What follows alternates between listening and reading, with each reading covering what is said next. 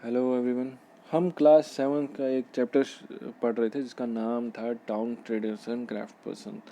इसमें हमने पढ़ा था कि अब जो मैंने आपको पढ़ाया था कि जो बादशाह थे उन्होंने कैसे मंदिर बनाए थे। और सबसे पहले हमने शुरू किया था कि एडमिनिस्ट्रेटिव जो था वो शुरू किया था।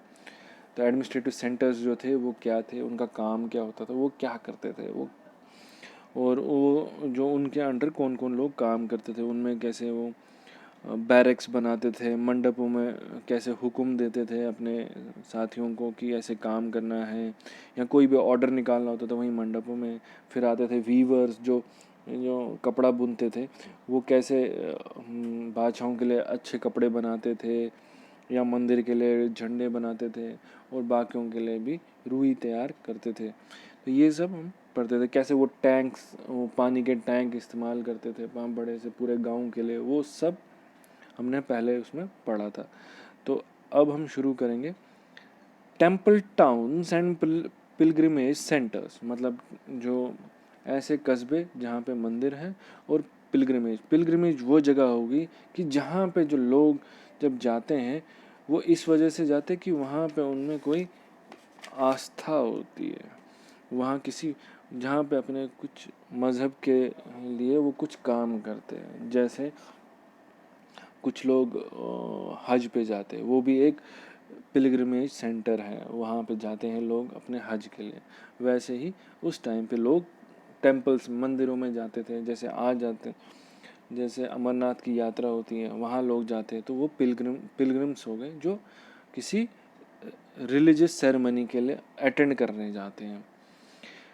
तो Thanjavur example of temple town, Thanjavur क्या था, एक एग्जाम्पल था किसका, मंदिर वाले कस्बे का।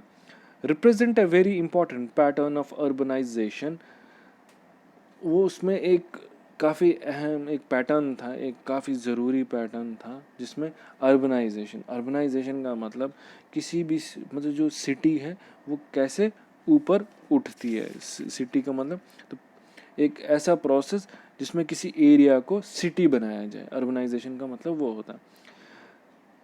The process by which cities develop, एक ऐसे प्रोसेस जिसमें शहर बनते हैं।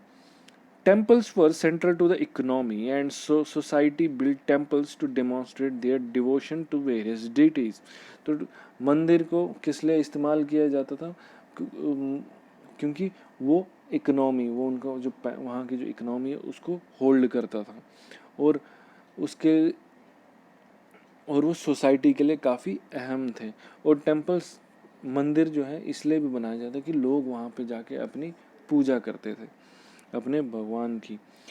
They endowed temples with grants of land and money to carry out elaborate rituals, feed pilgrims and priests, and celebrate festivals.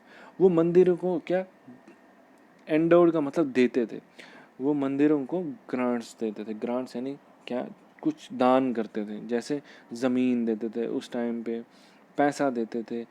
वो क्यों देते थे, ताकि वो वहाँ पे कुछ भी अगर जो उनका जो रिचुअल होता था वहाँ पे उसको परफॉर्म कर सके, और वहाँ पे जो कुछ यात्री आए वो उनको खाना खिलाए।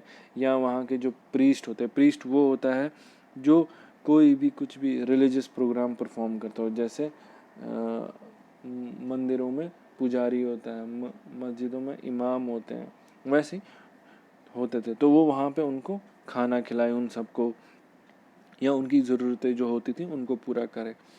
सेलिब्रेट फेस्टिवल्स, और जो कोई भी त्यौहार होता था उसको मनाते थे मंदिरों में जाके। Pilgrims who flock to the temples also made donations, और जो यात्री जो जाते थे वहाँ पे जो मंदिरों में, वो भी डोनेट करते थे, वो भी कुछ पैसा वहाँ पे दान करते थे।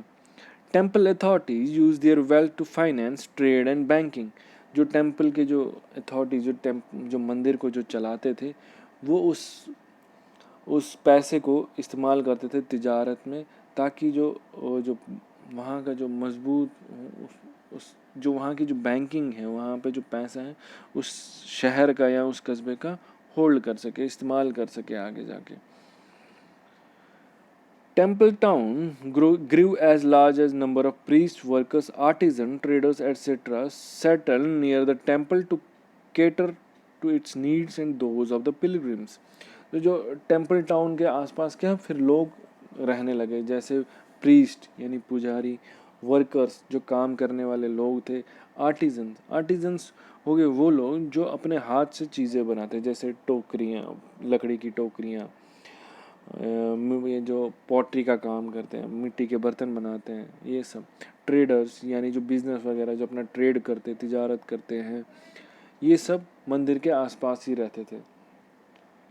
Temple towns emerged around temples such as Bilaswamin यानी भिलसा और विदिशा इन मध्य प्रदेश।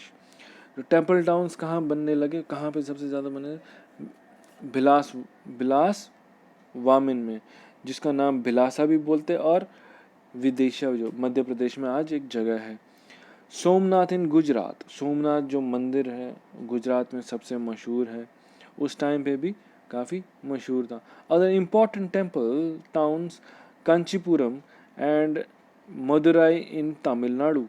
तो ऐसे ही जो बाकी जो मंदिर जो काफ़ी इम्पॉर्टेंट माने जाते थे, ज़रूरी माने जाते थे उस टाइम पे, टेम्पल टाउन्स मंदिर वाले कस्बे, तो उसमें से एक नाम था कंचीपुरम और मदुराई जो तमिलनाडु में थे। फिर तिरुपति आपने सुना होगा, तिरुपति बालाजी, वो आंध्र प्रदेश में, वो आज भी काफ़ी लाखों में लोग वहाँ जाते हैं। Pilgrimage centres develop into townships, जो पिलग्रिमेज सेंटर थे वो फिर बाद में कस्बों में बनने लग गए, जैसे वृंदावन उत्तर प्रदेश में और तिरुवन्नमलाई तमिलनाडु में, इसके एक एग्जाम्पल्स हैं। अजमेर राजस्थान, अजमेर जो राजस्थान में है, capital of the Chauhan kings in the 12th century. जो चौहान किंग्स की जो वहाँ पे जो हुकूमत थी उसकी जो कैपिटल थी उसका नाम था अजमेर, जो आज भी आपको पता है, 12वीं शताब्दी में। Letter became the sub headquarters under the Mughals, बाद में क्या मुगल के अंडर ये सब हेडक्वार्टर वहाँ का बन गया Ajmer. It provides an excellent example of religious को एग्जिस्टेंस, तो ये एक क्या एक अच्छा एक एग्जाम्पल था कि वहाँ पे जो दो रिलीजन एक साथ है, हिंदू रिलीजन भी था और मुस्लिम रिलीजन भी था, वो एक साथ चल रहे थे। ख्वाजा मोइनुद्दीन चिश्ती ये वहाँ पे जिनकी अजमेर की दरगाह है, इनकी वजह से वहाँ जाते हैं। Khwaja Moinuddin Chishti the Sufi saint settle there in 12th century, एक सूफी संत था, महात्मा थे या सूफी संत थे या सूफी थे, वहाँ पे पीर थे एक हिसाब से, तो वो वहाँ पे सेटल हो गए 12वीं शताब्दी में। He attracted devotees from all creeds, उन्होंने सबको, हर किसी जात के, हर किसी धर्म के, हर किसी मज़हब के इंसान को अपनी ओर खींचा। Pushkar lake near Ajmer attracted pilgrims from ancient times, जो पुष्कर लेक है वो पुराने ही वक्त से लोगों को अपनी ओर खींचती थी, यात्रियों को अपनी ओर खींचती थी।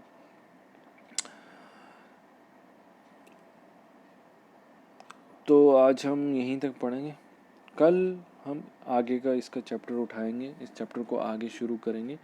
उम्मीद करता हूँ आपको यहाँ तक समझ आया होगा। Thank you.